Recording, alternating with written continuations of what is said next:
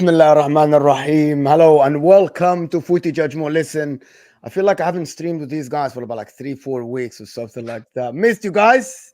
Dan, missed you, Rory. Mike. Well, I missed you guys. Missed streaming with Been a you. while. England won the last game. We'll talk about Saka as the new left back. Maybe he can start left back for Arsenal and Calafiori holds bench. We're going to talk about that as well. If Arsenal sign Leroy Sané, of course. And also we'll speak about Diego Costa interest from Chelsea, the top goalkeeper from Portugal, the guy that plays for Porto. Absolutely magnificent. But the angle is, can Chelsea still attract the top talent? Can Chelsea still convince players to join their club with Enzo Maresca, with Todd Boehly? Because it looks like it's a trend now where Chelsea try to attract the top talent. Diego Costa, one of the best goalkeepers in Europe at the current moment, especially with having a fantastic Euros, as we were seeing, saving Portugal in the last game, saving Cristiano Ronaldo's face. We'll talk about that. And also we'll speak about England and the lineup and everything. And Bukayo Saka, the new left back.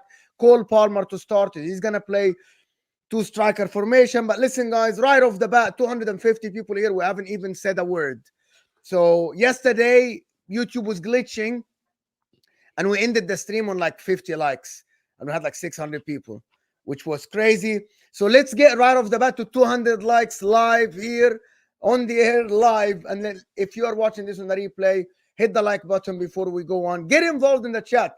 I want to hear all your opinions. I want to hear everything that you guys say. Olu's here with me. Big up Olu, of course, if you guys haven't met Olu. Arsenal fan, very reasonable when he needs to be, but can join the Rumbles when need to be honest. One of the best guys I met on YouTube in terms of like can juggle it both ways, can be very rational and can wind up Man United fans. Of course, Olu, big up Olu. And of course, Rory, from Rory Talks Football. You guys know him. Rory's famous now. He's everywhere. TikTok. He's on YouTube. Of course, his channel is going to be in the description soon. My bad that I didn't add the channel. I will add it now. But he's going to be live today. We know it's going to be 6:30 UK time, updating you. And Dan, who is trying to get to 5K. Dan, of course, he's a Chelsea fan. Absolutely brilliant. Brilliant panel, as you guys see. Where do we start? Do we start with the Calafiori thing, or do we start with the Diego Costa or England? Where do you guys want to start, for real? Go with Calafiori. We got 2 Arsenal fans in the building. So. All right. It's only polite. Argument is, will Calafiori start for Arsenal?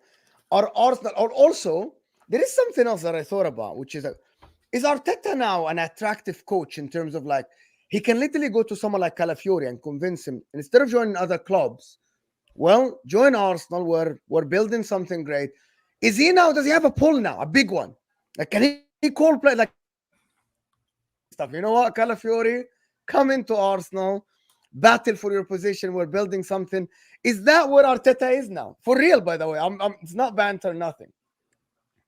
Yeah, I think there's an element of pull there compared to the teams that were going in for him, right? So Juventus couldn't seemingly get the deal done really because of Bologna's disliking of Juventus and not wanting to work with them.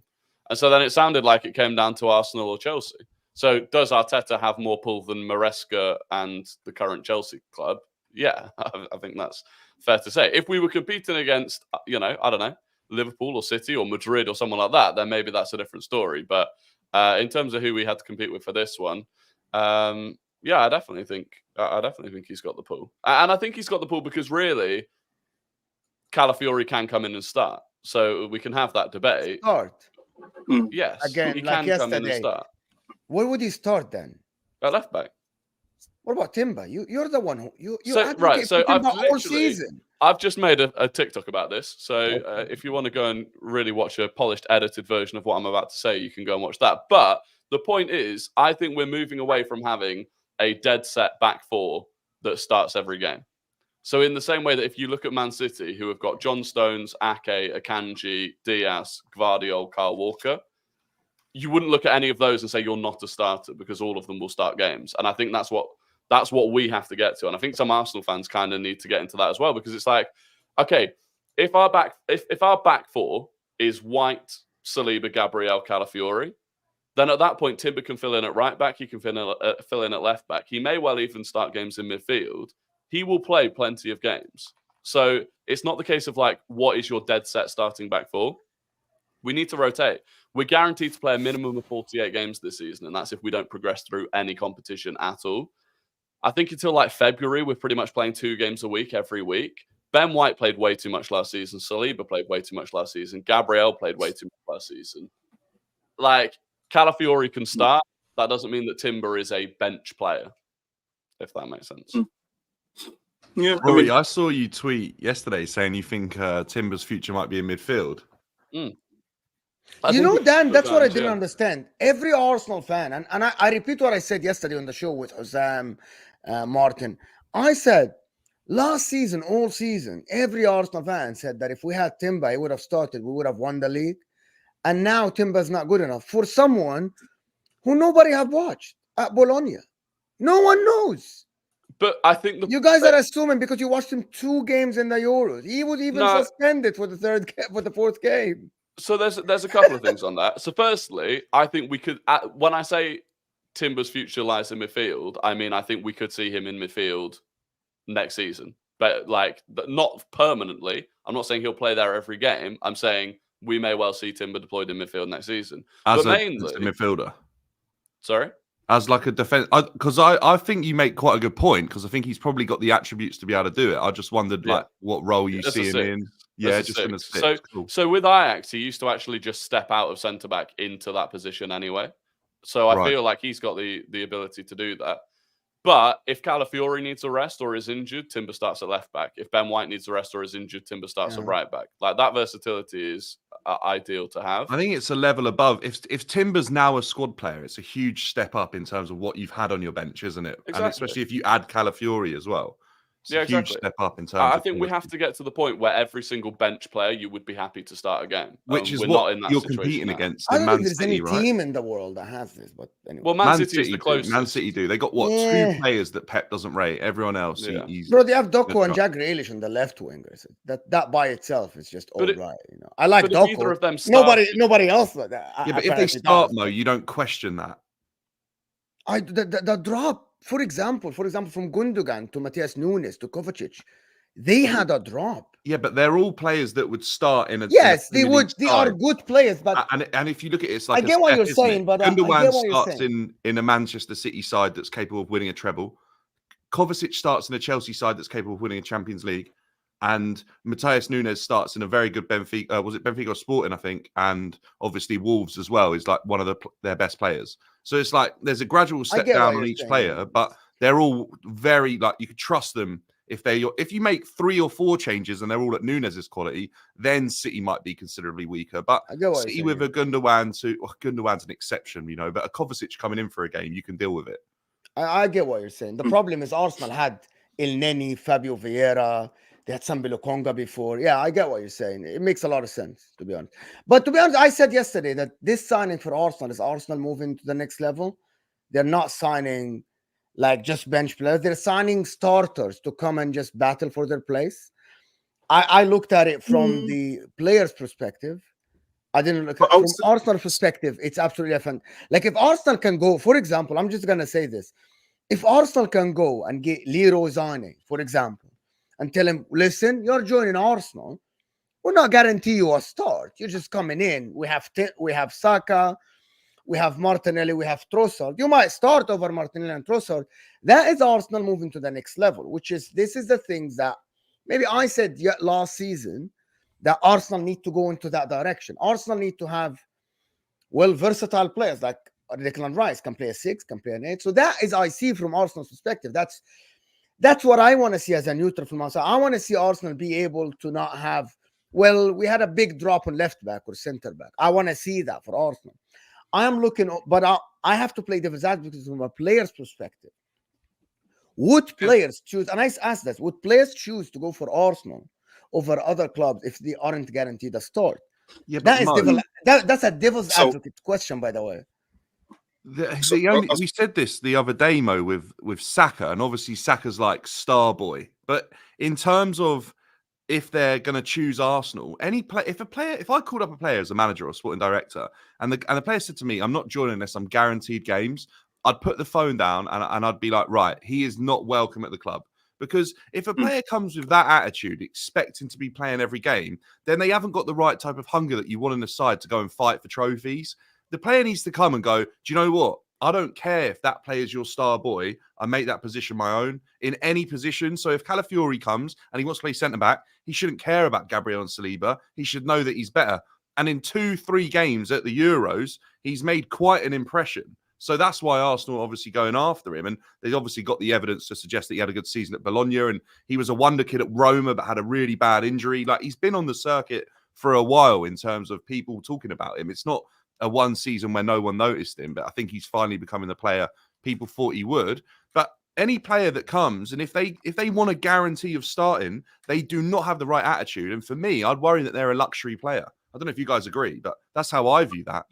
Yeah, I agree. I mean, one statement that always comes to my mind when it comes to this sort of discussions is iron sharpens iron, right? Anyone who watched Game of Thrones knows about that. It's in other books as well. I mean, the point of this, you bring in players who are good enough to push the players already there. You don't bring in players who are sort of just there to sort of collect a check and sit back and hope that they might get 1 or 2 games, right? That's the whole concept of hopefully building a title in this squad. And when it comes to like Arteta and my thoughts on him is I think that he has a vision, right? And that vision will continue to change and adapt. And that's part of being a good manager. You sort of adapt your ideas going forward. So if next year, and I'm going to say something that might be quite controversial, Mo, it's not one of my sort of comparison players, but it wouldn't surprise me if someone like Gabriel leaves. Because I remember last year there was the Saudi links at the start of the season. And then he stayed. And that's why he actually didn't start a few games at the start of the season last year. It was when It was Ben White and Saliba and Partey right back, right? And Gabriel was on the bench. So it wouldn't, again, sometimes when we see a lot of these things, we don't actually know what's happening in the club itself. There might be discussions about players leaving. And then another player that we have, who's everyone seems to have forgotten as well, is Tomiyasu, who for me is the best one-on-one defender that we have in the team. Not great on the ball, but best one-on-one defender. So I think, yeah, Arteta is I think he's adapting his ideas. He's trying to find players who will sharpen the players that he has on the pitch, also on the bench or on the pitch itself. So don't be surprised if certain players leave. And I think Arsenal fans should not get too attached to certain players, because I think he is a different breed from Wenger, who was sort of cuddling every player and trying to keep as many players as possible. But at the same time, get used to the fact that he's going to bring in players who are going to push the existing players as far as possible. And if they drop to the bench, we saw Martinelli last year, Trossard eventually displaced Martinelli due to poor form. That's what you want to get to. Not sort of, like I said, what we had with Wenger, where we had players who were, quite frankly, not playing well. Like I think of Eboué, for example, who was just constantly getting games. And there was nowhere to drop him because there were not players who were better than that to sort of push him and drop someone like him on the bench. It's a super chat here is saying City is a title-winning club. Players can rotate without complaints. That's the argument. So the argument from Arsenal has to be we are going to win titles, and therefore, you know, you will rotate as well. Like if the idea here is no team other than City can sign squad depth because they're not guaranteeing trophies, then we may as well just pack it in. So City can continue to have this squad where everyone's happy. And by the way, not everyone at City is happy, and there are absolutely players at City that aren't happy with their game time. But that's what you have to try and achieve. And if you don't try and achieve that, you are always going to have the same problems of running out of gas. And we know City, every single year, City, at the end of the season, will catch you up. They are unbelievable at the end of the season. And one of the major reasons for that is because they have the squad to perform at the top level throughout the entirety of the season. So we have to try and compete with that. And, you know, with Calafiori, there's one point I look at from last season. We played Bayern, Villa, and then Bayern again. We played Kivior in the first Bayern game. We played Zinchenko against Villa. We played Tomiyasu against Bayern again. We played 3 different left-backs in 3 consecutive games. To me, that suggested Arteta didn't know which one of them he preferred, which one of them he needed to use. And that's unusual for Arteta. Like Arteta, generally speaking, knows his best 11 and he doesn't really move from it. So for me, I think the issue with potentially not so much Timber, but Tomiyasu is that when we don't have a left-footed left back, it really hurts Martinelli in terms of the way the ball progresses up the line to Martinelli. It really hurts him. So I think Calafiori he's the best of both worlds. He is the best of both worlds in that sense. And I think that's why he's coming in. And apparently from the start of the window, we were looking at a left-footed defender, which suggests that was the plan all along, even before Calafiori had that really impressive Euros. I'm just happy for the player that he's joining Arsenal, to be honest. Like, just I hope that he plays, because if he plays, it's fantastic. He's amazing. I watched him a couple of times at Bologna this season when I watched like the big games in Italy, Bologna Juventus, Bologna Inter. And I think it's a fantastic signing for Arsenal. I think he's going to help whoever is going to play on the left side, as you said, Rory, massively. And it's another weapon in Arteta's thing. He can actually play 3 in the back. He can switch it, because now you can switch the plans. You have 3 competent center backs. You have a center back that is very versatile as a left back in Calafiori. I think it's a smart signing. And Arsenal moved better than everyone, quickly. I'm not sure if the deal is done yet. They said it's already like almost done. From Italy, the Marju said it's almost done. We haven't seen a here we go yet. I think the wages is very small compared to other players, compared to what is Branthwaite and all the other guys that want in the market. The guy already played outside of Italy before in Basel, so he's not going to be homesick after 2 months like some of the Italian players when they leave Italy. So that's a fantastic signing by Arsenal, to be honest. Arsenal moving well in this market. They are targeting players that are versatile and good. I don't know what's next for Arsenal. There's the Kimmich news, but Kimmich is moving to Manchester City. I'm not sure what is next for Arsenal, by the way, but because I think the first thing is for Arteta to sign a new contract. That's going to be done soon. But what's next for Arsenal? Is it a left winger? Is it a striker? But before that, guys, over 600 people here. We really need to get to 400 likes, guys. Hit that like button underneath the live chat, guys. It helps the show. It helps the channel massively move to the next person. Hit that like button underneath the live chat, please, because it makes the show bigger and it gets more viewers in. The like button is underneath the live chat. What is next for Arsenal, guys? What is next? Is it a midfielder or a forward line? Or I've decided I would never guess what's next for Arsenal, because last year, what would you want? well, ideally, I would say a midfielder, definitely, central midfielder. And I mean, and the age-old question of who sort of pushes Saka, right? And again, I'm not the idea of you find someone who's not as good as Saka and you put him on the bench. It's more about someone who can push him, someone who you say, okay, it's you and Saka. You're going in training, you've got to perform at your best. So that on the right winger. And the reason why I've said also that I'm not going to second guess Arsenal, because last year, out of nowhere, we signed Kai Havertz, and I didn't even think in a world possible someone like Kai Havertz to be signed by Arteta and Arsenal. I thought, based on his performances at Chelsea and the fact that we have mocked them and X, Y, and Z, to see that all of a sudden it would be linked with him, and then it became serious, and there was a bid, and then it was signed. It's like, okay, don't even try to think in the mind of Arteta, because he's got an idea of what he wants to do, but the reality is always different to what we sort of wish it would be. So if it was up to me, the problem areas, central midfielder, I think we haven't still sorted that out. I think if Partey you still have Partey, Jorginho, Rice. Smith Rowe said he wants to stay, which is kind of a problem for Arsenal, to be honest.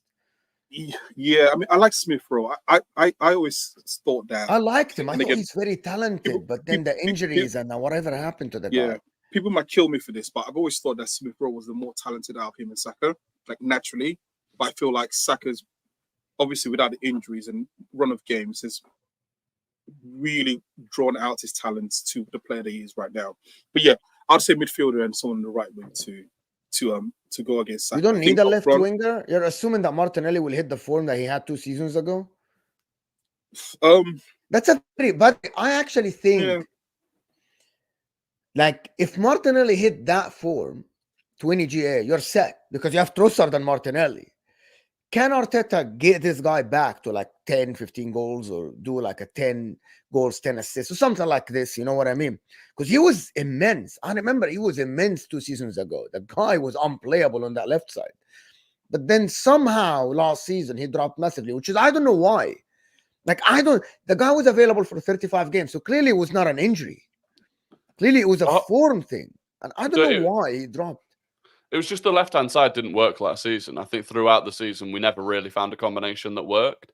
And so I think, obviously, look, you bring, let's say Calafiori comes in and starts at left back. We bring in the midfielder that we want. I think you then give that time, you give that 10, 20 games. And if it's still not working and Martinelli still hasn't recovered his form, maybe then you start looking at it. But I think in terms of this summer, like, Martinelli is not a problem that we need to like proactively fix, because I think there is still plenty of reason to assume that he can get that form back. I think the right wing competition for Saka / backup for Saka is a problem that we need to proactively fix, because we already know that problem exists and we have no solution to that problem within the club already. So if you're looking at Jesus, the guy there, no, still Jesus is going to be a striker. Jesus. I think he can play anywhere across the front three, right? I think Jesus can, but that's what he will be. He will be either a 60th minute impact sub, or he can drop in for a game here or there. If Saka was to get injured, seriously injured, or even for a few months, hopefully not. I would not. Well, hopefully not. I would be very, very uncomfortable having Jesus starting twice a week, every week off the right wing until he was back. That would be a problem. Especially with his shooting. With his shooting, with the fact that it completely changes the dynamic of the team, because Jesus is a completely different player. He's right-footed. Like, everything changes at that point. So, yeah, I think we bring in a midfielder. We bring in a right winger.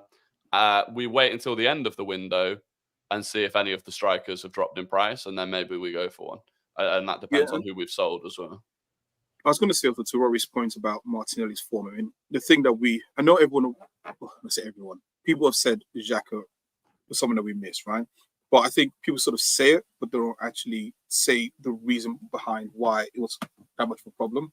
I think the problem was that when Xhaka was actually, obviously, that season he had at Arsenal, he was so high up the pitch that he created sort of, an outlet for Martinelli to sort of play 1-2s off. This season or the season that just went past, a lot of times Martinelli was sort of isolated where he's running into 40, 50 yards of space, not with space of two players there, and there's no one to pass the ball next to him because, I mean, as you said, Mo, Kai Havertz didn't do it in midfield. They tried Trossard in midfield, and to be honest, as well, as good as nothing worked actually until Thomas Partey came back. Nothing worked, exactly. And you can see when Thomas Partey came in the last like 5-6 games, you can see the impact the guy had instantly with Declan Rice being there. You can tell that midfield needed someone like Thomas Partey, or even a left 8 like a Xhaka or a Gundogan, or someone that is an actual midfielder to play there, even if Rice is going to play as a 6. All these experiments in the beginning of the season, I get it didn't help Martinelli at all. He was isolated. Kai Havertz was not helping him. And yeah, I get what you're saying. And this is why Arsenal need to protect this Mikel Moreno thing, or someone from the, I don't know, Zubamendi still on the market for Arsenal. Someone who is a midfielder, not a forward, not a 10, not nothing, just a midfielder. And I think that midfield will be complete. It's very simple. With Jorginho, I don't know if Partey is leaving or not. Nobody's talking about Thomas Partey anymore at Arsenal. I think he's going to Saudi probably. But that is not even on the table yet, which is it the last year of his contract though? Yeah.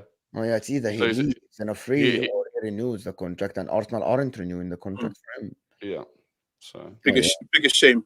I remember the way. Yeah, he's bro. I remember the 2 seasons ago when he was fit for 31 games.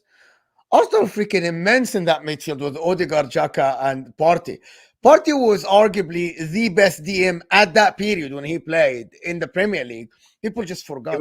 But he was rubbish at the end. Yeah, he got injured. That's what happened. Even before that, when we paid that £50 million release clause, and I remember that's the first time that I saw there was a change in Arsenal. The fact that we went and paid like the exact amount in full, as opposed to trying to do installment payments, and going from what I've always said was a tiny midfield that we've been obsessed with for years to having a big guy in that midfield. Same thing I've always said about Chelsea. Chelsea are too small. They're copied. They're doing as a club or as the players. The midfield. What do you mean? You're talking about. You're not talking about the club. Midfield. No. Chelsea are a mid-sized club, so it is what it is. No reaction. Yeah, but really, they really have small midfielders, which is I think you always made that point about a year ago, Olo. He's always saying that you really need physicality in the midfield. You cannot go and just do the small-sided all players in the midfield and just they're all technical and stuff, but you need the guy that will win you the aerial duels, that will protect the defense. You need that, and Chelsea don't have that. So I get Thomas Partey, Declan Rice. That's a big midfield, though. Gabriel, I think yes. What did you cut out a little bit? Cut out, Mo. That hurricane's on its way to you. Say that again. You're cutting out. I am. For some reason, I actually didn't change my provider, but I upgraded my speed to 600 megabyte per second, right? And I upgraded the modem to the newest thing from the provider here. And then it got worse. It got faster, but it got worse. It is cutting out. My old 5-year-old router is better. But I can't change it because whatever. Xfinity, if you're listening to this, if you have anybody that works for Xfinity or Comcast in America, you absolutely suck. You suck. You suck. It's absolutely what's happening. Listen, guys, 700 people here. Let's get to 300 likes, 200 likes. A super chat here coming through from Mookie is saying, let's go, guys. At least 300 likes for now. Step it up, guys. We cannot have 700 people and not have 400 likes live, guys. Come on, guys. Listen, I'm traveling like some hours and I'm still doing streams. That's dedication that deserves a little bit of likes. Moving on to Chelsea, though. Chelsea linked to Diego Costa, the goalkeeper. We're gonna say it's a fantastic signing if Chelsea get him. But can Chelsea attract that that type of talent this season, because apparently Olise, Calafiori, he wanted Arsenal, right? Olise wanted Bayern. I don't know who else you're linked with. Can Chelsea still attract the likes of the Caicedo, for example? Everybody wanted a Caicedo last season, and Chelsea got him. Can you like attract the top talent? I remember in Nkunku, when everybody wanted Nkunku, and Chelsea went in January, like, oh, this is signing is ours. Yeah, I think Chelsea can still attract players. I think the issue is that when they finally get to a discussion, they're going to realise that Chelsea aren't willing to pay their wages, and I think that was probably Chelsea's one of where we've fallen off in recent years. We were still able to cough up quite a lot in terms of salary, and I feel like this summer is the first summer I feel like that's really being mentioned, that we're not able to compete. And I think the issue is that players like Cole Palmer have come into the club probably on a relatively low salary in comparison to some of the other names there because of what he'd done and who he was in the game. He really hadn't achieved much. And now he's performed to the level that he has. Unless they're willing to up Cole Palmer's contract, how can you bring in someone on more money and not raise Cole Palmer's contract? So I think there's an issue there straight away. And I also think in terms of as a club and where we currently stand, by hiring a championship manager who's relatively unknown on the continent, his record is abysmal for Palmer. And obviously he's worked under Pep. I think by having that unknown quantity in charge of Chelsea next season, I think players would be a little bit less likely. I think Poch was probably more of a pull. I think Thomas Tuchel, I even think Graham Potter was probably more of a pull in terms of attracting a player. The only thing I'd say is that what the F? If you're looking at signing Italian players and Maresca has a conversation with them, then maybe there could be that bond there, because I find that Italian players seem to be quite loyal to their own natives. You've seen it before with Italian managers. Often they have a good way of hiring. We saw it with Conte. Conte signed quite a few, even at Tottenham. They obviously went after quite a few players from the Italian league because they had, can't think the sporting director's name, but he was in charge there as well. That's the only way I would say Chelsea have any chance if they were to go after like a player like Calafiori. But in terms of what both teams are looking to achieve this season, I don't think Chelsea can compete alongside any of the names probably from like the top four upwards. I just don't think we're going to be able to. And even Manchester United obviously have a massive pull anyway. And the fact they've got Europa League now, I think a player would choose Manchester United over them than Chelsea right now. But people tell me that Chelsea's project is exciting. Unbelievable. Huh? You're so harsh on the club. Well, I'm not. I think I'm being quite very harsh though. I'm not being harsh. I think I'm being reasonable. No, like I get what you're saying, Rory. He's very harsh. That's the reality. But I still think that, for example, if they would have gone to Olise and told them, listen, you're coming in to start. We're building this attack with you. They're never going to say you're coming in to start, though, Mo. No club is ever going to say that. By the way, and if that is how they do it, a lot of clubs, by the way, sign. Sorry, Rory. A lot of clubs, if you allow me, please. Like a lot of players sign people, actually, especially top talents, with actually guaranteed start. Like they say, we're signing you. You're ruling the team. Is not only to compete, you're ruling the team. We're signing you to start as a DM. We're signing you to start as a left winger. That happens all the time, Dan. Yeah, but you know what I'm talking about. Pitch. That ain't being you know what? No like if you're going to sign Kimmich, for example, or you're going, for example, if Arsenal tomorrow are going to sign, let's say Haaland, or let's say Lautaro Martinez, for example, they're gonna tell him, we're bringing you for rule to be a striker for the club for the next. Like when Real Madrid, and I'm not saying Mbappe, when Real Madrid signed. There is a difference in signing an 18, 19, 20 years old like Tchouameni and Camavinga when they were just talents.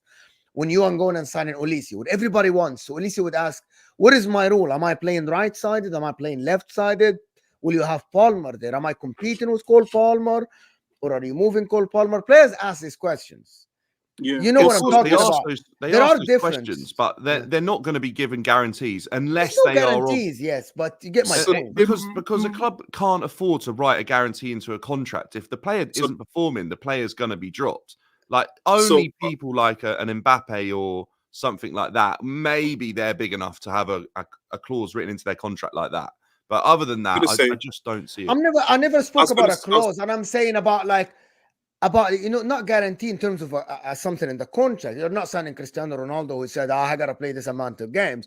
But the players need to know the rules. You know what I mean? Am I coming in to sit on the bench for this guy, or am I coming?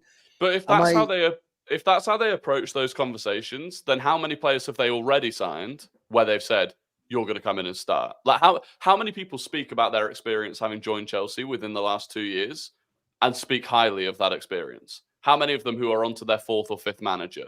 How many of them who were maybe they were promised that they'd be starting or that they'd be guaranteed these? Like, I think the issue Chelsea have, and if you take it back to Costa, is if Costa's looking at it now, I would imagine he would definitely start over Sanchez or Petrovic. Yeah.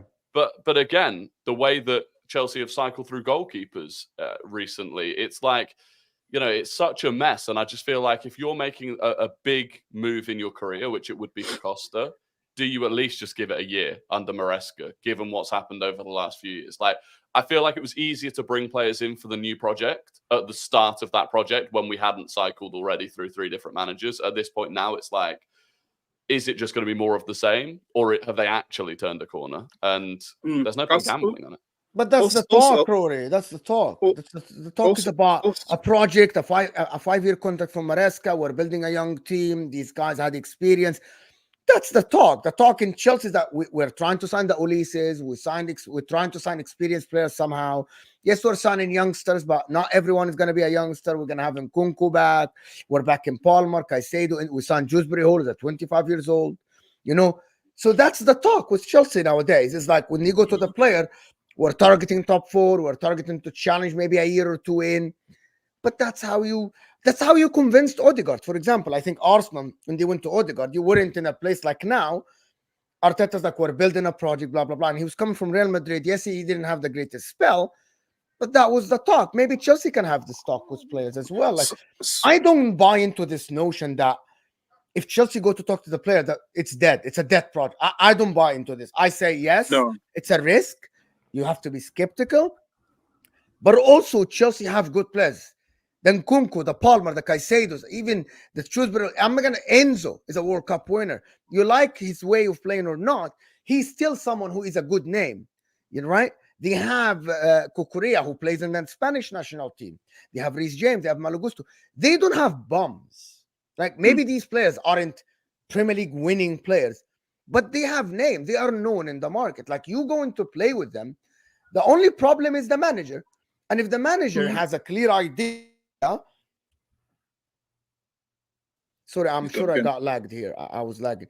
Yeah. If the manager have clear ideas of what he wants to do, I don't know anything about this manager. I didn't know anything about Arteta as a manager, but I'm sure when Arteta sat with players to sign them, he had an idea. He sat with Ben White. He had an idea what he's presenting to Ben White. Odegaard, you know what I mean? But we had a shit squad, though. That was the difference. We had a terrible squad, and we didn't have a history over the last couple of years of buying players and then just chopping them off and replacing them. Like, I look at someone like a Madueke, right, who came in for decent money, was in a really good position in his career when he came in, and has basically just been cast aside, and would have been even more cast aside if they'd managed to bring in Elise this summer. So it's like, how does he feel? Enzo, Caicedo, Lavia, Keane, and Dewsbury Hall. And Gallagher, 5 midfielders. And and Chukwuemeka. Like, how many of the and Andre Santos and exactly Castaday as well. Exactly. Like when we brought in Erdegaard came in on loan, pretty much cemented his place. Yeah, it's an easy sell. I think it's the volatility is such an off-put for me. Like you're suggesting, Rory, for someone like Madueke, he's probably absolutely shocked at how many players have been recruited in terms of right wings since he even joined. It's like 3 or 4 out on loan. Obviously, Amari Hutchinson came in and he's shifted on within a window. Obviously, for an exceptional fee, anyone over sort of 20 million going to a newly promoted club with only championship experience is good, but obviously there's an issue here because if they decided to back someone like Amari Hutchinson, then Noni's looking over his shoulder. And yes, a level of competition is healthy, but when it gets to the point where it becomes a mess and the volatility for me would be off-putting. I know Mo talks about players being guaranteed starts, but if they're of an understanding that they might be competing against 1 or 2 players for a position, I think it's far more healthier than actually if there's an apparent conversation between 6 to 7 players for one position. It suddenly starts becoming a bit of an issue for me. And I'll be honest, I think because of that reason, Chelsea's project actually seemed exciting, and now I think it's actually becoming even more of an off-put because of how volatile the club have been in terms of their recruitment. That's why I think someone like Dewsbury Hall is actually a healthy player in terms of recruitment for the club, because it's a manager objectifying a player that he knows fits his system, and he's sort of saying, this is what I want. Someone like Dewsbury Hall, though, he's well aware of how much money's been spent on the players he's got to compete with. So he's not going to come in and expect to start, but he's going to back himself to get himself games. He has to, otherwise he wouldn't be joining. He could have gone to Brighton and guaranteed to start. So, I mean, one thing I'll add, though, as well, and I agree with what you guys are saying, but one thing I'll say as well is that I think Chelsea was spoiled by having Roman. And if we take PSR and all the financial stuff to one side, right, because I think that's more complex to even try to explain with, when he first came, like, at that time, and I'm old enough to remember, unfortunately, I mean, Chelsea were not that attractive as a club. Like, you were good enough to get to a certain level, but you weren't getting the world-class players. When was that?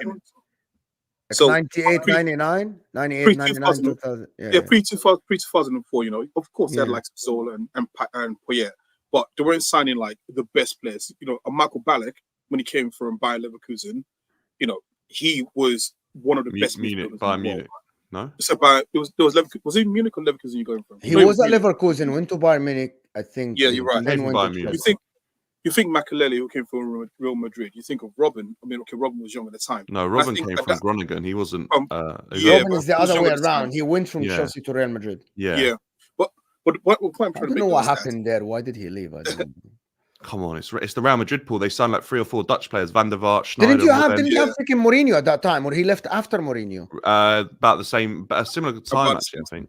When Mourinho got sacked in 07. Yeah, is that when he left? Yeah. Robin was there in 07. So it was. But what I was going to say is that I think Roman bankrolled a lot of Chelsea's sort of like in terms of being able to pay higher wages than what the club was able to afford at the time, right? And it's been sort of shown in terms of the losses and so on and so forth. And I think what's happening now is that there's a normalization of where Chelsea can pay. So when it comes to actual self-competing, you know, Chelsea got 40,000 for something 1,000 seat a stadium. In the Premier League against the big boys, that is small in comparison, right? So match the revenue, being able to afford the wages is not the exact same. And so when you have a Clear Lake who come in and, you know, they're bound to spend $1 billion, but it's also got to look at it from a sort of, we're running a business mindset. All of a sudden, the wages that maybe someone like Roman was able to sort of afford and bring like a Fabregas in isn't realistic anymore until they find other ways of generating income. So yes, the project might not look as amazing, but I think sometimes as well, we have to look at it as, unless they're writing in clauses to say, if you play 60 games, then we give an extra 20 grand a month. Yeah, Chelsea have that. Chelsea, most of the contracts are. Freaking Cole Palmer is on 75k a week. Yeah, but imagine, but there is incentives in there. If they get Champions League, he gets that much, right? Right, Dan? Yeah, goals, hat-trick, bonuses. Yeah, all of them. Players live off of bonuses. Incentives, like, even if they're not playing, they get bonuses for being on the bench. Like, players will live off of bonuses. They'll get bonuses for potentially turning up to a certain amount of games on time and things like that. But then you take a comparison and you say, well, if Aubameyang would have had that, I guarantee it. Aubameyang probably would have had that. But if you compare that then to, let's say, Aubameyang could come in and say, okay, we're not going to give you the same like the bonuses, we'll give you 100k, right? And the player might think and say, well, let's like to hit these bonuses when we're not playing. So like a goal bonus, for example, like Olise or whatever it is, I'll take the flat fee. And so sometimes some of the things is just monetary as well. And I think, like I said, I think Chelsea are normalizing to where they should have been in terms of where they are as a club. Now, if they build a stadium and they get more people and build a fan base, they might be able to then do the same thing they were doing previously. But I think, yeah, it's a little bit deeper than just, you know. I disagree with you I disagree with you here. Okay, yeah, so do I. Because the only reason Chelsea aren't paying the money that you're suggesting is because of where the success we've achieved on the pitch since Clear Lake Capital took over. When they took over, we still had Champions League football. We still paid Raheem Sterling 300 grand a week. We paid Koulibaly a huge amount of money. We were paying big names. Aubameyang, you think he was on a small wage? No chance. Like, we were paying the money that was there. We've spent an absolute fortune. We've obviously pushed our limits in terms of where we stand on PSR, that we're having to sell, obviously, assets that aren't players And for that reason, we've also signed such a high quantity of players as well that we absolutely can't spend the type of wages on one player and afford to pay that kind of money. It's not to do with what Roman's spoiling the club. Chelsea Football Club were, in terms of what they were earning as a brand, were able to spend the money because of the rules and the regulations that are there. We were bankrolling ourselves with our own success as well as Roman's input. Don't get me wrong, but these owners are still willing to spend the money. They spent £1 billion. They spent £1 billion. I'm going to tell you something. I think people are missing. Go ahead. I was going to say, so I agree with you to a certain point. So one, Roman did inject money into every now and then, right? So he was able to actually inject money when he was able to. He did. He wrote off also $1 billion. as well. Yeah, but during the time as well, he was injecting money into it. The other part as well is that actually, if you, and I'm one of those people who's boring enough to read a balance sheet, and you look at expenses and you look at sort of how much Chelsea is spending in comparison to income, like that's the amount problem. of wages they have really so many high. players on high wages. Like, so Lukaku, for example, is still on the club. They need to find them a club to free up that wages to pay somebody else. Raheem Sterling earns that much. I think even the likes of Madueke earns some amount of money that is not small with the incentives because when they sign from PSV. The problem is Chelsea have so many players, maybe on small wages. Chelsea are third behind, I think, Man United and Man City. People think that Chelsea don't pay big wages. Yes, but they pay a lot of them. A lot of players are very expensive of them. Wage, right? So the fact that people say that Chelsea can, and also, by the way, you're right, Olu, that Chelsea's income is not compared to the likes of City or Liverpool or Man United, but they still pay wages close to these. That's why Arsenal, by the way, aren't able to compete in terms of the wages, because Arsenal know where they are in terms of income. Oh, he's gone. I think Terry showed that when we were doing Straight Facts. Yeah. Sorry, Terry showed that when we were doing Straight Facts. Chelsea are the only club that pays 70 plus of their revenue on wages. Everyone else is between 45 and 55. Everyone else. I just said before Rory goes, another point that I was making when I bring it back to Roman is this: if you have an owner who's willing to just say, I can take that loss, material loss, right? It doesn't matter to me. It doesn't come into my balance sheets. So if Chelsea continue to lose X amount of money, it doesn't really matter to me because this is my project. I love this club. I want this club to succeed. It's easier to do than when you've got an investment company who turns around and says, actually, there's only a certain amount of loss we can make. So that's why I say, when I say normalize it, I'm saying now you've got bankers who are looking and saying, actually, how much can we afford? Even if we have 10 players on 250 or 25 grand versus one player on 250, it's still 250,000 pounds we're spending, right? How much can we afford to sort of lose? And when approaching some players, to say, right, here's a financial package, it might not be as strong as what we were able to do previously with Roman, because Roman could bankroll it and not worry about the losses. Whereas now, these guys are obviously very smart in making money and are looking at it from how much can we go too far in terms of, and in fact, like you said, they need to bring the wages down anyway. So the wages have reduced 100 million, by the way, just to let you know. Yeah, there you go. So obviously, they're working from that standpoint of bringing the wages down. Yeah, I guess the other issue with the wage bill, and like you said, it has come down a bit, is how long those wages are due to be paid for because of all of the lengths of the contracts. And again, that makes it, for a Madueke, for example, it's difficult to convince him to leave the club at this point if he's on decent wages and those wages are set to be paid to him for the next 5 years. So I think those long contracts will come back to bite them a bit. But with Chelsea, it's just from... I saw today, right, and this is a very minor thing in some ways, that Arsenal are taking Chelsea's masseur, a sports therapist. Right, at the end of the day, this isn't some big coup that it's a masseur, right? But it's another guy that's been at the club for like 15 years. They lost the 2 academy guys yesterday who've basically been running the academy for like, how long? 30 years? Something like that? 30 years, yeah.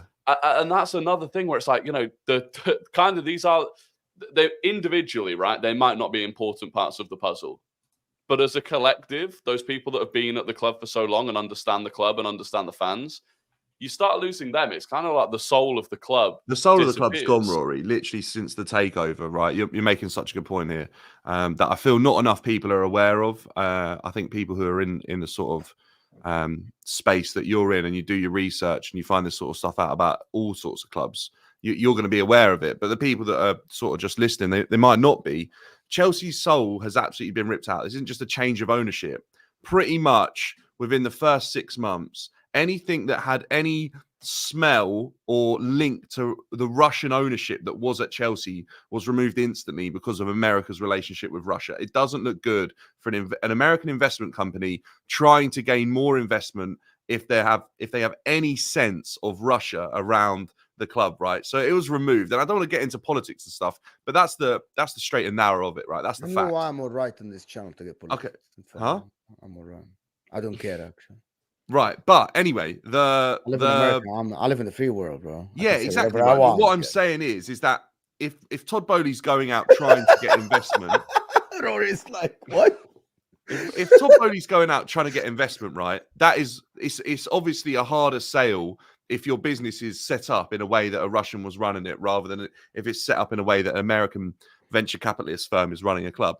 The issue is that the soul then disappeared. He got rid of the groundsman. He got rid of like people that had worked in the canteen, people that had just been around the club.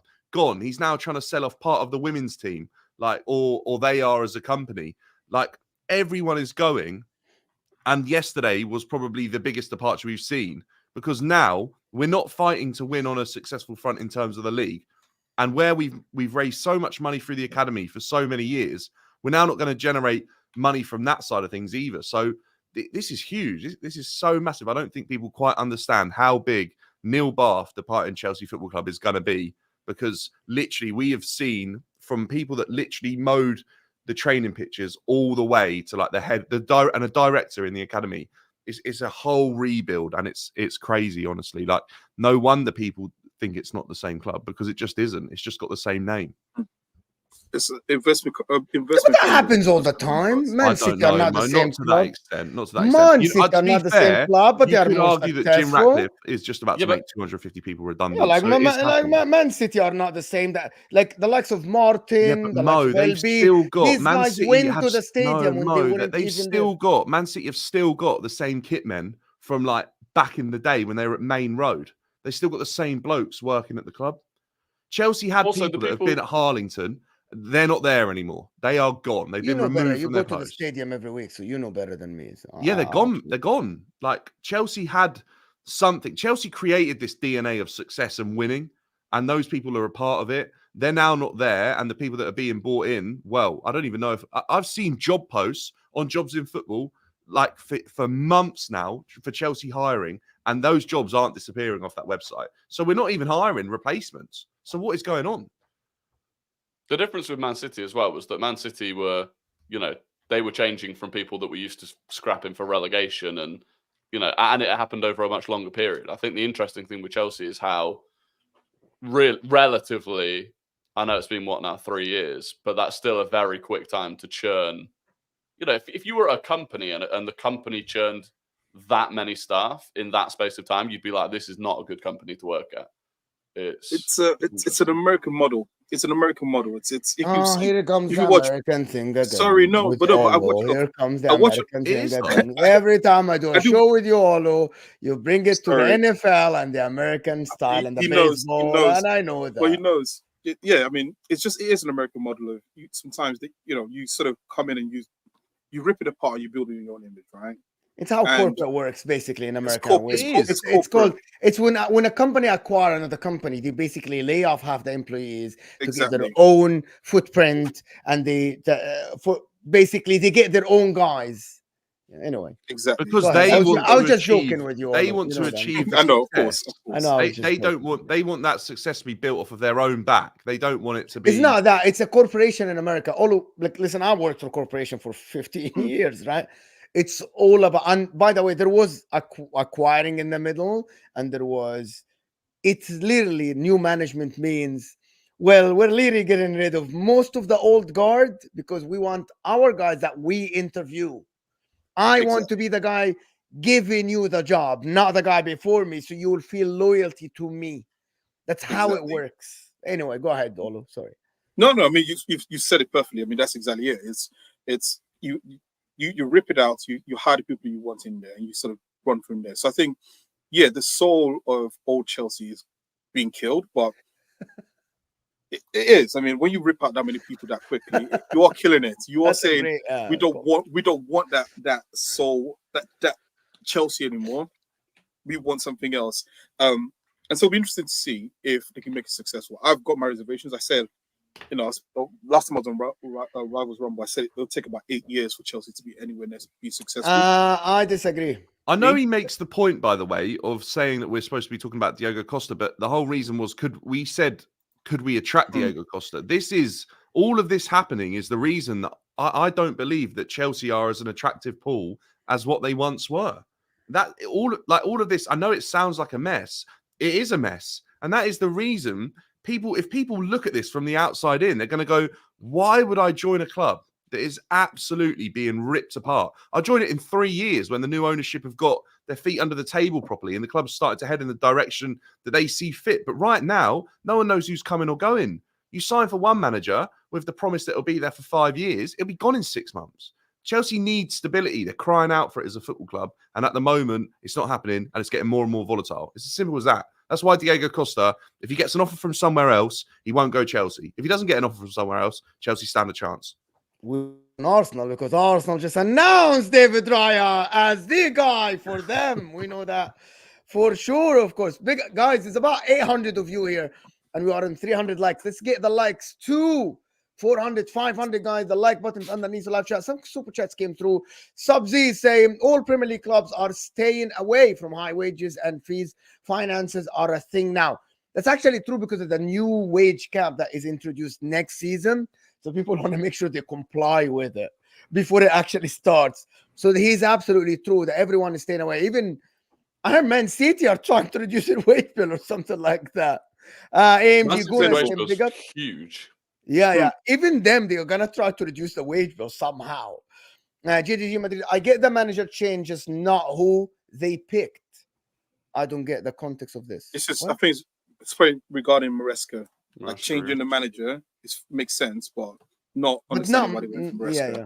I get what you're saying. Thank you so much, JDG. Yes, Maresca has no pull, guys. Zero, zilch. Can we Dewsbury Hall, he attracted Dewsbury. Bro, the guy played for him. I know that's what I'm saying, but that is his pull, isn't it? Right. By the way, I'm only having a joke, but that is literally his level of pull is from potentially Manchester City youth players. By the way, by a name, he has no pull, but Mikel Arteta convinced other players to join his club. So let's not say that he doesn't have a pull. I don't know. Name-wise, I'm going to say, if Antonio Conte raised the phone and called somebody, that's a name. You want to go and play for this guy. Mourinho. Even Arteta at the current moment, of course. Even then, like, Arteta had won the only 2 players signed by Arteta before he won the FA Cup with Arsenal were Pablo Mari and Cedric Suarez. Like, not great. Even he had won something first with a group of pretty bad players, which I think, gave some sort of indication that he was actually a capable manager. And Arteta has such a good rep as a coach coming in, and also a very good rep as a player, which I think works wonders. And I think that's the thing, isn't it? Unless it gets to the point where Enzo can pick up the phone and speak to someone, I think Chelsea's initial sale pitch is a difficult one. And the only reason we got Enzo is because the owners flew over. And you know what the difference is as well, Dan? Like, even if you didn't have the coach, but you had an Abramovich, like Inter, for example, we had Pepe Marotta, who's the best director in Italian football. He can literally go to a player and convince them to join Inter. He was at Juventus. He convinced Pogba to join Juventus from Manchester United. He's like, we're building something. Chelsea don't even have these guys. Does that make sense? Like, I don't know these names. I never knew these names before they brought into the media. The Iqbal, whatever that when Stanley. I don't know these guys. Like, even Arsenal have Edo, for example. Edo is a known player for Brazil. Like Edo. You have seen this guy on TV. I think when you were a kid. I'll be honest. I think Joe Shields is the only reputable name that Chelsea have, because he's done it at Southampton, attracted youth players, and he's now doing it again at Manchester City. And the rumor is that he's going to be the one taking over from Neil Bath in terms of directing the academy and things like that, because he's done such a good job.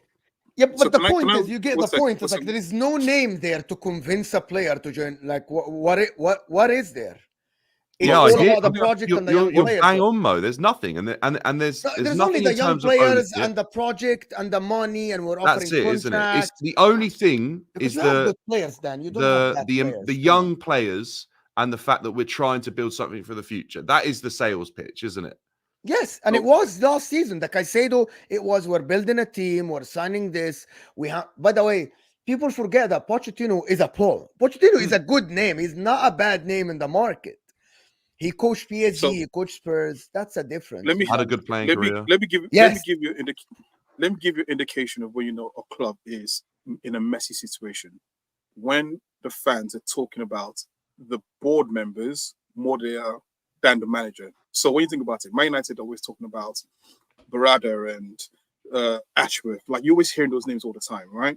You never hear Man City fans talk about Tiki. Never. They don't talk about it. They only talk about Pep, right? Who they're going to buy and Pep. That's it. Even Arsenal fans, we talk about Arteta. Every now and then we'll talk about Edu and sort of moan, but we never talk about that. But for some reason, Chelsea fans are now always going on about Igbali. Like, I've heard so much about these board members who you should never hear from. Like, in reality, the board members should never be the first names on people's lips. It should just be the manager, the coaches, and the players. And the fans are fighting Olu, who's running the club. Like, exactly. You tell them this, it's Boli. No, it's Win Stanley and Igbali. No, it's Boli. Yeah, it's not a good sign. Look at Real Madrid. Look at Real Madrid. Apart from Florentino Perez, does anyone know their board members? They've got five. Perez literally Jose Mourinho said, didn't he, at the Champions League final, like they have 5 people and that is their whole club. And that's why it's so successful. But they don't talk about them, right? We know Perez because he's the face of the club, but that's about it. So I think that the more you're hearing fans talk about some of these board members, the more of a mess, in my opinion, in the club. It's a very good one. That's a very good point, actually. Very, very good point. Big up, guys. The Chelsea changes is the new era. But what is the new era, Kelvin? Kelvin, what is it? Where is it going, Kelvin? That's the thing. People want to know, where is it going? Is it going Champions League? I actually think, which is, if Chelsea get Champions League next season, everything ends. Halas, Chelsea back. Because the money's going to be back. The revenue's going to be back. I think so. England. Sorry, man. I just literally Googled Real Madrid staff just to let you know.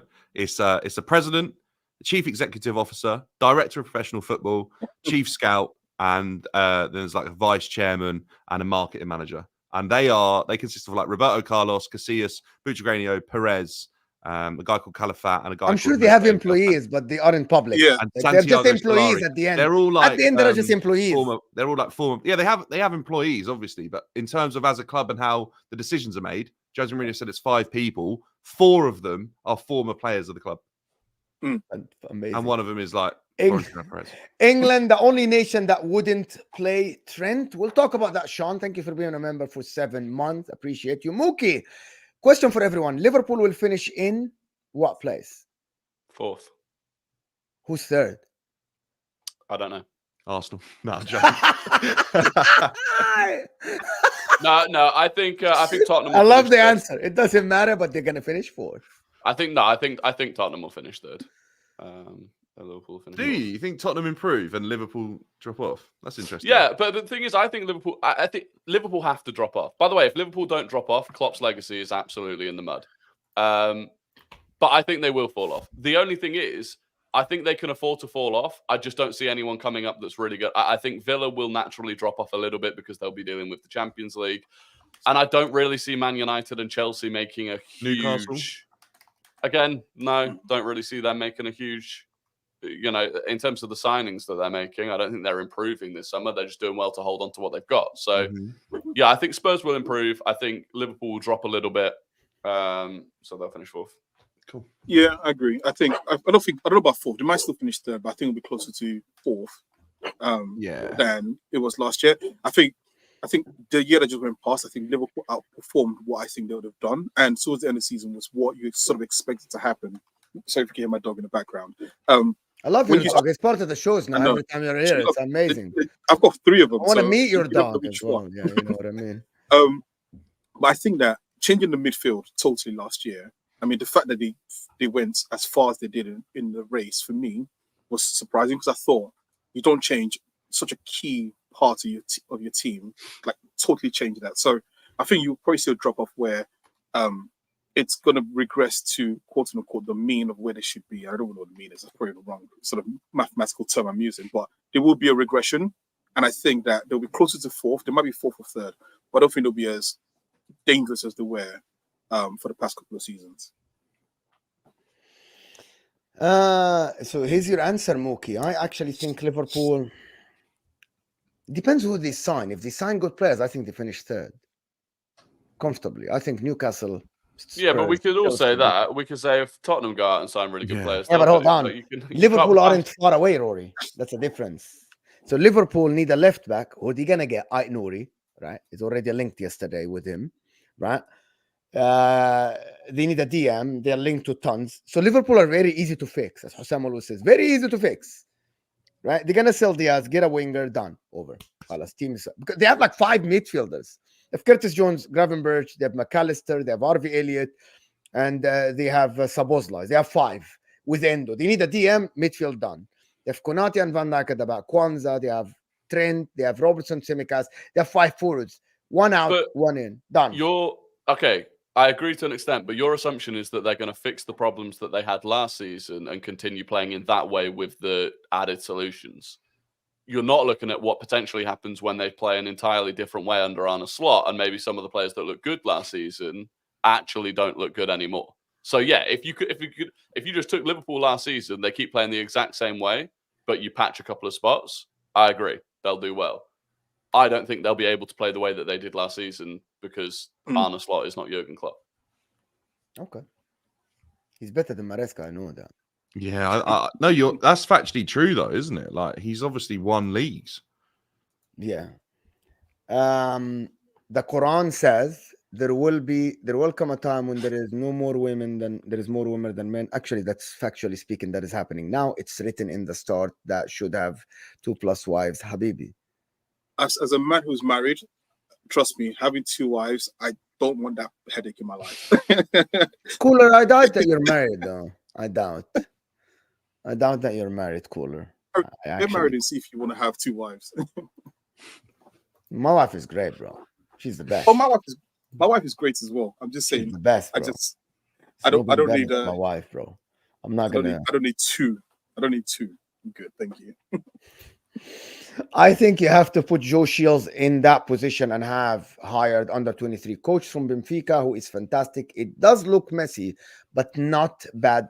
Not a bad replacement.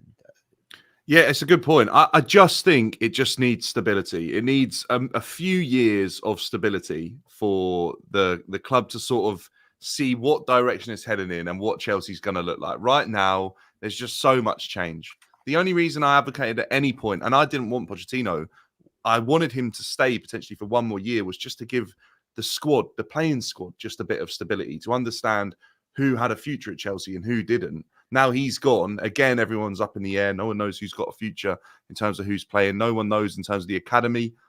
People are saying, oh, Michael Golden is the reason that Neil Bath left. But people forget that Neil Bath wouldn't have been able to leave instantly. He would have had to give notice. This has been months building up to this. It would have been set on July the 1st that he would have left his role.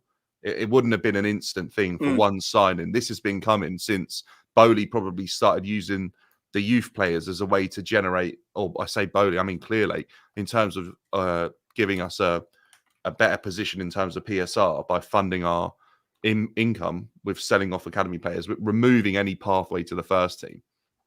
Yeah, I mean, like you said, if you have a job, you've got 3 months notice period in some cases, maybe 2 and 1. Minimum. I mean, imagine if you're a director, it could be 12. Exactly.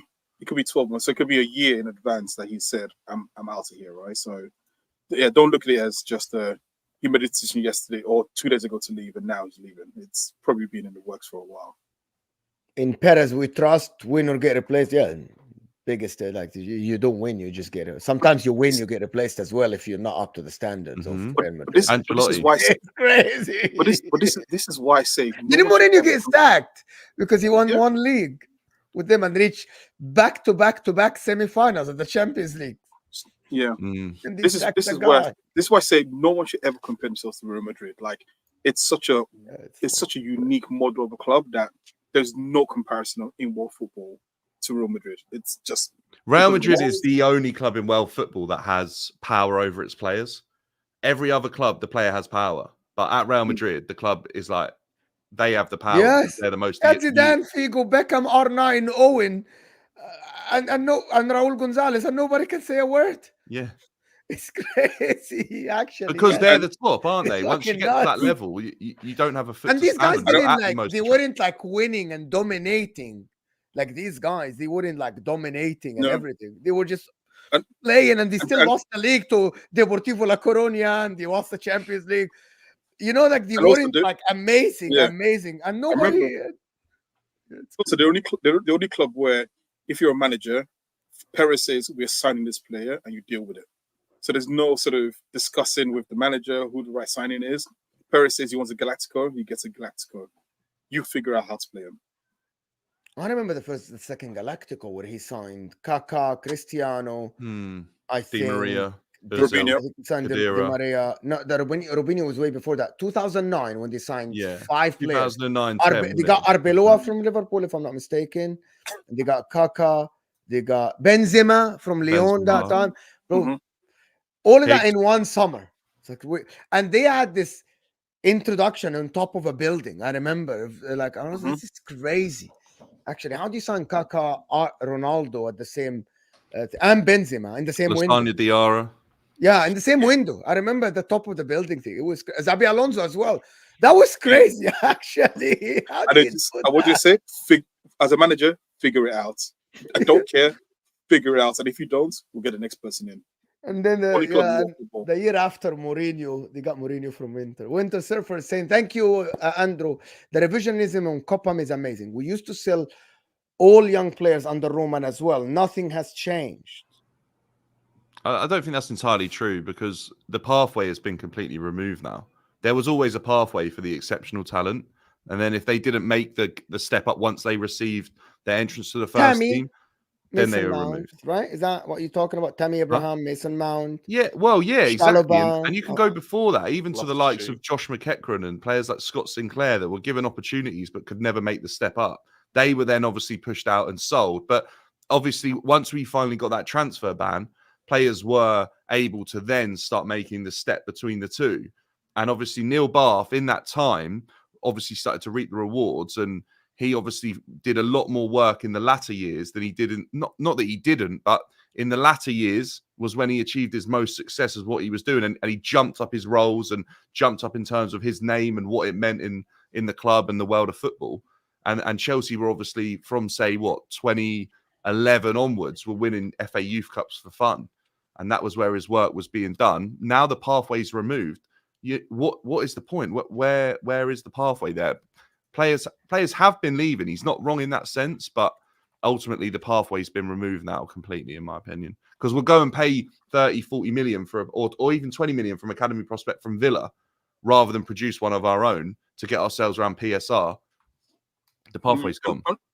And also as well, just to add to that, I mean, there's a thing about when a player joins, knowing the sort of culture and the history, and Cobham is part of that history. No matter what you say, like you think of Barcelona, people talk about La Masa alongside that as well. So I think, yeah, to some extent, yeah, players were being developed and players were being sold. But I won't be surprised if part of the sort of sale to some of these players was that, look, there's also this young team that you can help develop as well. You can be mentors, you can be, talking to the guys who have been there 30, 20, whatever years to tell you what Chelsea's about and sort of ripping that out. It's not just about bringing in players and dropping them on a pitch and expecting them to perform. It's about also them buying into the, sounds cheesy, the family of what Chelsea is. And it's the same thing at Arsenal. Even Man City are building that as well right now. I mean, it goes all the way from the top to the bottom. So ripping that out isn't always the best thing to do. Winter Surfer, that's a complete lie. There was hardly any pathways until the transfer ban in 2019. That's not true, though, is it? Because Nathan Ake was playing for Rafa Benitez. Like, honestly, Andrew, go and do your research, mate, and then start commenting because you haven't done it. There's been a pathway there. These players had the opportunity. They just couldn't make the step up because the gap between the academy and the squad was so vast because we obviously could attract the biggest talent in world football. We had players of the likes of Didier Drogba. A striker didn't stand a chance. Franco De Santo was trying to break through against Didier Drogba. Like, honestly, it's outrageous to suggest that. Dominic Solanke didn't stand a chance. He was coming through Tammy Abraham as well. He finally got in because of a transfer ban, but until then, they just didn't stand a chance. I can't fact check this, Andrew.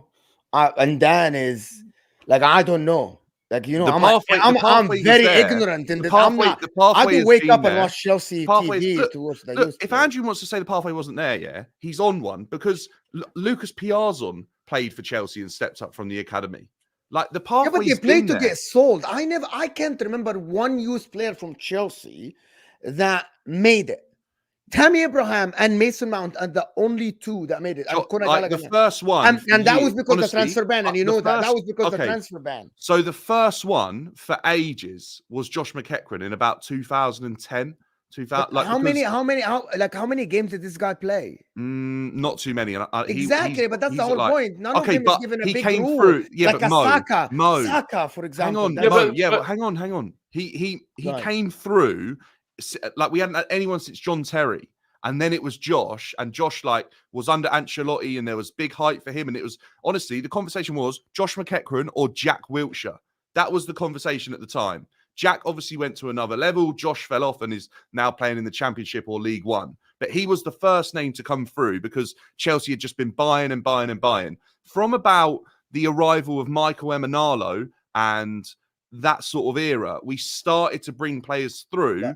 But they couldn't make the step up. The Can I ask you pathway was something? open. Give The me door one was player, open. Dan. Give me one player that made it, like a Saka type, like a Foden type. Okay, I'm it gonna say wasn't Liverpool, until- like a Curtis Jones Yeah. type, like Kwanzaa at Liverpool, for example, who played half the season. Give me I one would- player other okay, than so Tammy you're- and Mason Mount, because these are Okay, special. so You know that. Nathan Ake, although he's not on that level, was probably one of the names that was potentially breaking through before 2019. But he never he- made it at Chelsea. That's the point. He didn't make it, but he did enough to get a move to Bournemouth. Yeah, but that's the whole point that people are Yeah, making. because they that weren't the good. players. No, but look at the difference in our side.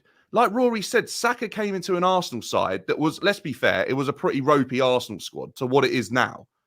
Like, if there's a young kid who is but as there good are as other Saka, players at Arsenal that made it as well. I think them. Diaby made it Arsenal, if I'm not mistaken. He just got injured. Do you remember Diaby? yeah, no, Diaby was bought in. As a youngster, as like a 15. But Arsene Wenger had his whole from that era where even Fabregas went to Arsenal when he was 12. From like 2005, 6, Rory. Arsene Wenger was completely devoted to bringing in the youth because of the Emirates Stadium that you couldn't afford to outlay on players coming in. So you brought through the likes of Fabregas, young players like Nasri, Jack Wilshere, Aaron Ramsey, players like that, Gael Clichy's of the world. Bring them through as young players. I mean, they generated sales. I do think there is a difference between, I can't remember how old Fabregas was when we bought him, but we bought him from But he made his Barca. debut at 16, so you definitely bought him before. He was like that, 14. Right? Yeah. They were young, but we were at the point where we couldn't afford to go out and buy. We couldn't go and buy someone that was starting for Barca. We needed to go and buy a 13-year-old from the Barca Academy and hope that Wenger could develop them through. And we did a lot of that then.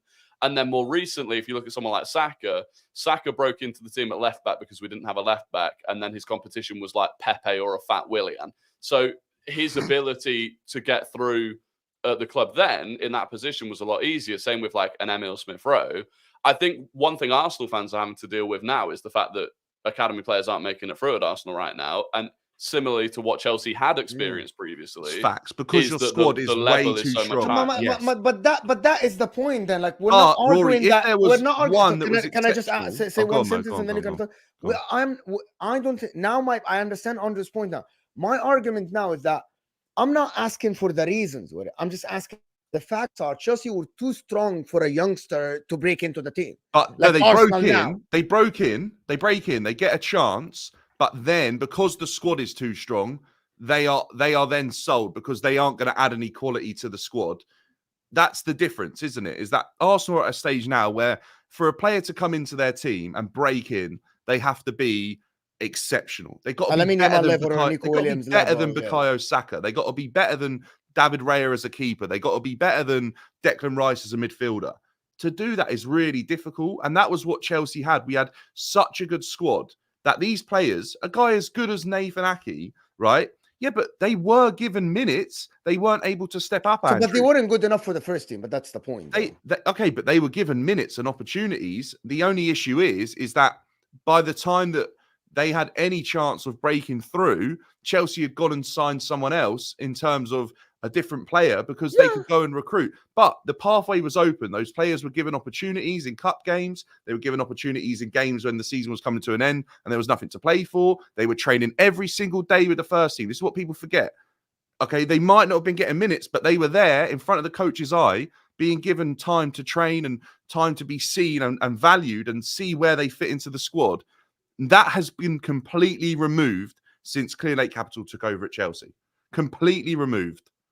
Apart from the fact that some players have been used as a make weight in deals or been sold on because of drastic amounts of injuries. It's the only reason Lewis Hall generated any money is because we had like 3 or 4 of our right back and left backs injured that have cost over hundreds of millions of pounds.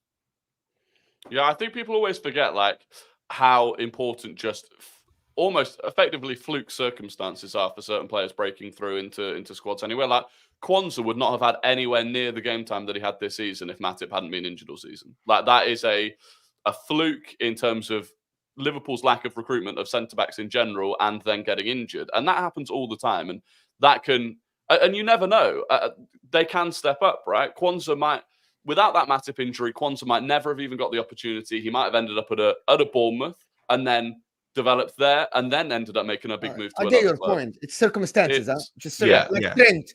If Gomez didn't get injured at right back, Trent was always the talent. But anyway, long story short, this is an argument for different. Chelsea have also used Cobham for profit.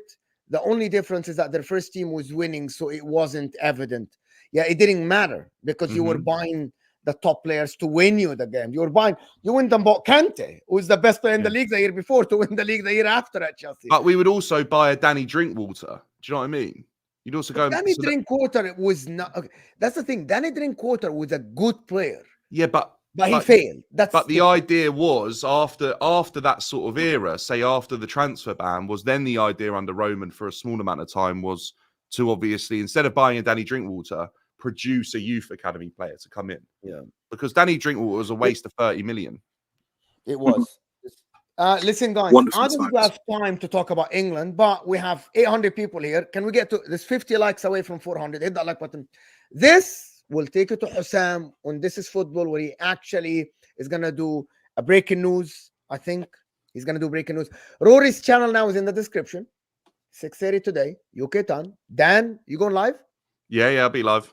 When? No time, just on TikTok. Okay, so go subscribe and turn on notification bell. Yeah, that's YouTube how you videos know Dan is gonna go live. Of course, and Olo doesn't have a channel exclusive on Footy JUDGEMO right here. You want to hear me? Come here. Yes, but guys, sometimes please, we want to get Rory to 20K by let's say December. Something like that.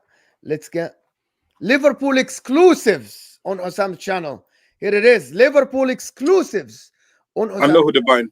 They're buying Bruno Sheru and Signup on goal again. That's not really true, as few grads were used last year, similar to 2009. Alfie is a great example. Okay, someone is backing your point. Point. Is backing your point, yes. Yeah, that's what I'm saying. Alfie came through like what Rory said. It was on an exception because there were so many injuries that meant that he was the only option left, that he had to come through. Like, that's the only reason. Alfie Gilchrist didn't stand a chance other than that. He didn't though. No, sorry. That was the whole thing, right? Chelsea fans were talking about the fact that you had 12, 13 injuries consistently. If you have 5 or 6 instead of 12 or 13, academy players aren't getting a sniff. Yeah, Reece James and Malagusto, definitely this guy, whatever his name is, Alfie, whatever, he's never sniffing the pitch. This is what I'm saying, right? If Malagusto hadn't have got injured, Alfie Gilchrist didn't stand a chance. We just gone and bought Malagusto for forever how much he cost as a 19-year-old. That removes the pathway to the youth team when you're buying players at that age. We actually said that to you, I think, months ago when we first did. I told you Chelsea replaced the youth academy. It was buying the Brazilians and the Argentinians. The pathway has been removed. It was always there. They just weren't. I don't think it was there. I disagree with you because I think Chelsea were. It was there. They just weren't good enough to make the step up. That's it. I think you were buying better players than your youth academy, so they have good chance. But now we are buying players of the same age that the door is now shut because they are the same age. But we're importing them in because it gets us around PSR, because the only way we generate any income is by selling off homegrown players. Anyway, guys, listen. Thank you so much for everyone joined us. That's a great show. We had 800 people most of the show. Rory's here. Dan is here. Nobbins and Tom soon will be back on the National League. They're frauds. Well, that was We'll it. see you All guys on their the other frauds. side. End of story. I thought we were ending on their frauds. And then... Right? The frauds. They're definitely frauds. What about Colwell? Colwell, who was loaned out to Brighton and he got Yeah, the so, chance to come back. Look, Colwell has obviously had a loan deal, and if it wasn't for the loan deal, he wouldn't have broken through at Chelsea. Yes. Because look at Billy Gilmour in the opposite direction. Billy Gilmour was allowed to stay at Chelsea to try and break through, and he didn't, then was sold to Brighton. A lot of people nobody likes anybody. Like, you don't like Dan. Winter Surfer is here, they say he's waffling. Don is here, they say he's waffling. Shez is here, they say he's waffling. Until Chelsea win again, you'll not hit the end of it. But anyway, I want to appreciate everyone that joined us. We'll see you guys on the other side. And we're out of here.